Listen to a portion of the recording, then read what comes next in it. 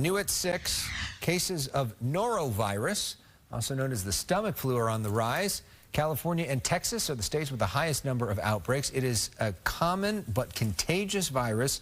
Symptoms include vomiting and diarrhea. No one wants that. No. The spike in cases has sparked warnings from health experts. And joining us now in studio is Dr. Michael Daignault. He's a board-certified emergency room doctor.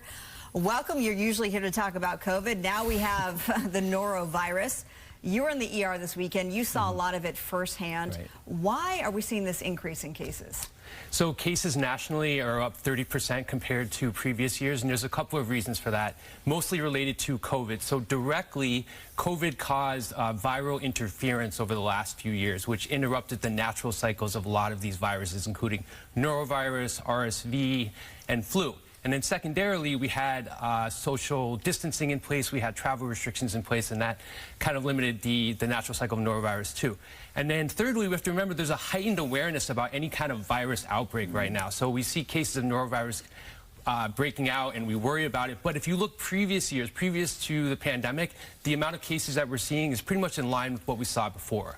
So when you got norovirus, are you always vomiting or having diarrhea? Is that how you know? Is it asymptomatic sometimes? How do you know if you have it?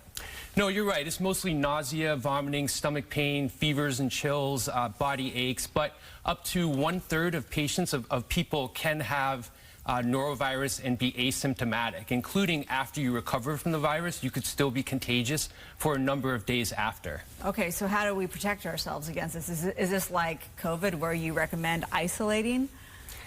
Yeah, no, we're certainly not at the level of COVID restrictions, Sure. but I think what's interesting is early on in COVID, we had that crazy hand hygiene regimen in place, at home, schools, the office, and I think that has taught people the importance of hand hygiene, and that's where this will be really important because norovirus is primarily spread from infected particles from feces and vomit that stay on the surface. And so we thought that that was the case with COVID. We found out that it wasn't really the case, but because we got it in people's heads, the importance of hand hygiene, that's where this will come into play, and the importance of just regular washing with soap and water. And there's no vaccine for this, right? So is there anything you can do in advance other than that to try to protect yourself?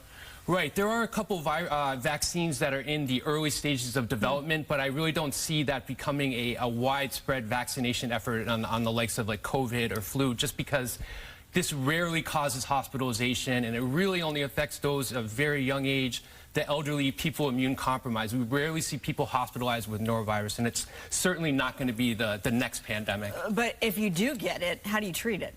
I think the important thing is hydration. We lose a lot of important electrolytes like sodium and potassium in those multiple episodes of vomiting and diarrhea. So we always encourage patients to try to keep the water in. Pedialyte is a good one because it has electrolytes in it. And so if it gets to the point where you can't keep water down, you can't keep Pedialyte in, that's when you need to go to the emergency room and we can put an IV in and hydrate you that way.